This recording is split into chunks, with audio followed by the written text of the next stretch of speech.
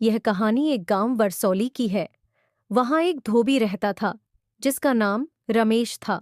रमेश स्वभाव से लालची था। वर्षा, क्या तुमने रमेश को कपड़े धोने के लिए दिए हैं? हाँ, कोट बहुत गंदी थी, इसलिए मैंने उसे धोने के लिए दिया। क्या तुमने जेब से वो चीजें निकाली जो मैंने रखी थी? मैंने उसमें अपनी अंगूठी और कुछ पैसे रखे थे। नहीं, मैंने नहीं निकाली। मैंने जेब नहीं देखी, सीधे रमेश को धोने के लिए दे दिया। इस बीच रमेश कपड़े खोलता है और चेक करता है कि ग्राहकों ने धोने से पहले जेब में कुछ छोड़ा है या नहीं। उसे एक सोने की अंगूठी और कुछ पैसे मिलते हैं।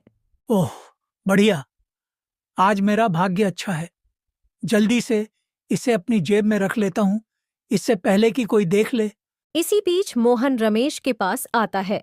आओ आओ मोहन जी, मैं आपकी कैसे मदद कर सकता हूँ? मुझे अपना कोट वापस चाहिए क्योंकि मैंने अपनी जेब में कुछ रखा था। रमेश को समझ में आता है कि मोहन उस अंगूठी और पैसे के लिए आया है। ये आपका कोट है? मोहन जेब चेक करता है और उसमें कुछ नहीं पाता। रमेश भाई, क्या आपने मेरी जेब में कुछ पाया? मुझे यकीन है कि मैंने इस कोट में अंगूठी और पैसे रखे थे।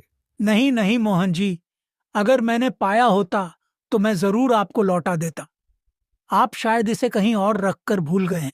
लंबी चर्चा के बाद मोहन घर लौटता है और अपनी पत्नी के साथ पूरी घटना पर चर्चा करता है।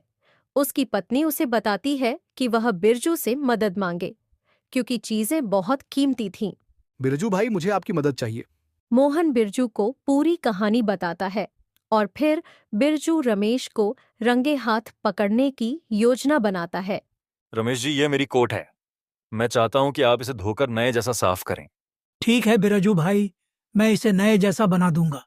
3 दिन बाद रमेश आता है और बिरजू को कोट देता है।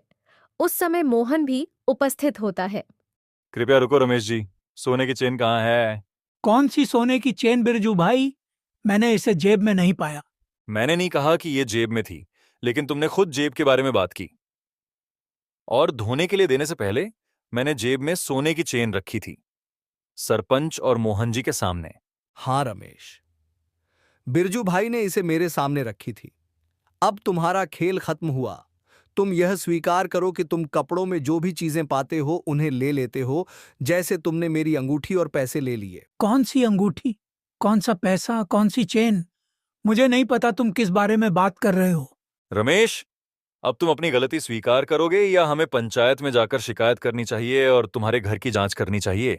नहीं नहीं बिरजू, मैं अपनी गलती स्वीकार करता हूँ। मैंने बड़ी गलती की है। मैं स्वीकार करता हूँ कि मैंने तुम्हारी चेन और मोहन जी के पैसे और अंगूठी ली हैं।